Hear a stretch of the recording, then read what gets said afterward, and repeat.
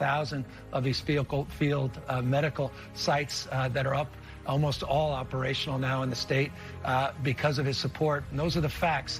His team has been on it. So conversation, commitment, promise made, promise kept.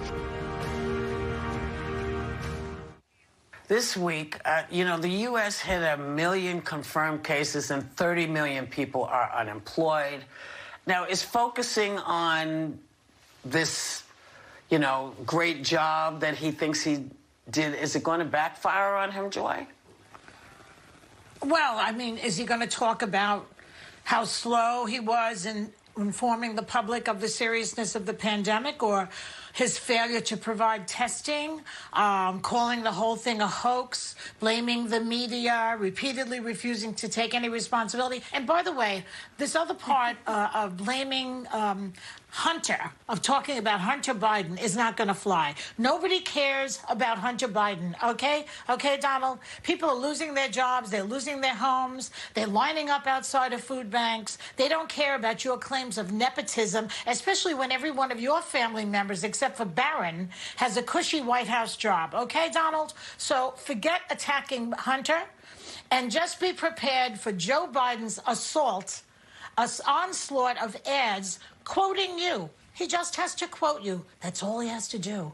Bigly. It'll be beautiful, Donald. So, Megan, do you think this narrative will work for him?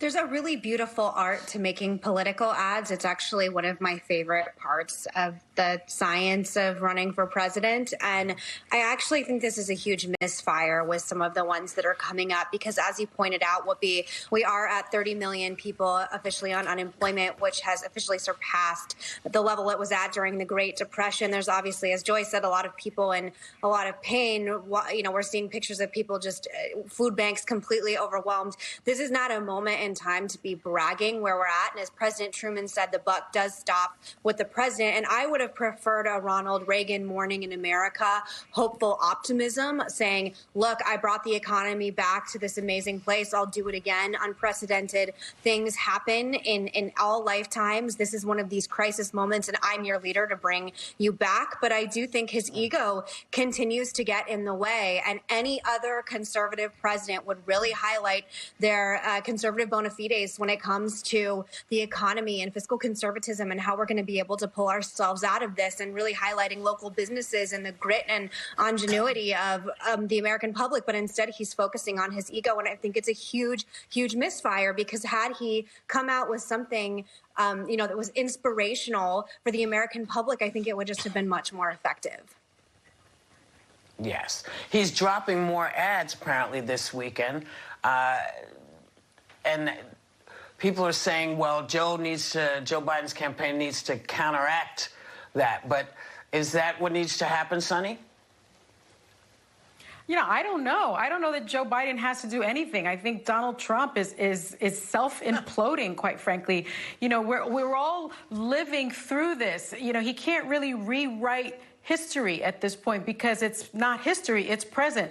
All of us are being impacted by this. All of us know someone that is being affected by this. All of us know someone that has either had COVID-19, has a family member who's had it, has someone who has died from it, has someone who has lost their job, has someone who has filed for unemployment. So everyone has been affected by this. We're all, filming this from home. And so I don't know that Joe Biden has to do much. Should he, issue some attack ads? I think we all know what's going on, right? I would like to hear from Joe Biden. I would like to hear from, what he plans to do for the country going forward. But Donald Trump is doing a pretty good job of ruining the country. So 31 states will be in some stage of reopening, everybody says, by next week. And there are a lot of strategies being floated around about how to safely get back to work.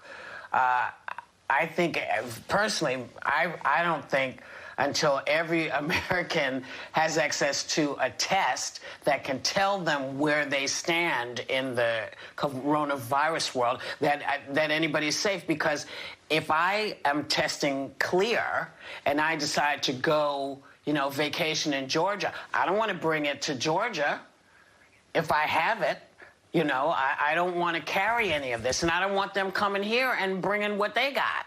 So how are we going to do this if we are opening too soon? I guess I'll throw that out to you, Sonny. I've always said the case for reopening up America, quite frankly, I think lies in testing, as you've just mentioned, Whoopi. It lies in testing. It lies in research for a vaccine. It lies in treatment for COVID-19. And it lies in really stay-at-home orders until we have all of those steps in place. And we're so far from it. We know at this point we're only testing 150,000 people a day. At that rate, it'll take 6 years to test everybody. We really should be testing 5 million people a day. So, we're nowhere near being able to get back to normal, unfortunately. What do you think, Megan? I think this is a complicated question because I think depending on what state you're in, you probably feel differently. As of right now, this is something that Scott Gottlieb just tweeted. Idaho, Ohio, South Dakota, and Florida are all states with declining COVID numbers. But nationally, we have 30,000 cases a day, 2,000 deaths a day, which is still a really staggering number if you think about it. The slope is going down, but the going down is more gradual than how it accelerated. In South Dakota, there was actually a video that came out of Governor Kristi Noem yesterday, where residents, around 250, got in their cars and held a parade for her outside of the governor's mansion, obviously social distancing, to thank her for keeping the state open. And I think that people in South Dakota are seeing what's happening in other states with the economy, and they're thankful and fearful that it can still happen. So I think it's a really complicated question, and I do think we should take it state by state. Unfortunately, I think there's some bad actors, like in Georgia, where they opened up too quickly and they opened up things that were non-essential. I don't think there's any American, and I don't mean this with disrespect, I have tattoos, but a tattoo parlor is not an essential business right now in the same way that a grocery store is.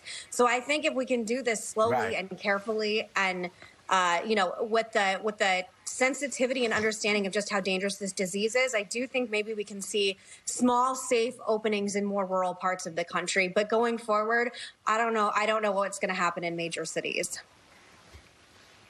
Well, I think that's the magic question for everybody. We'll be right back.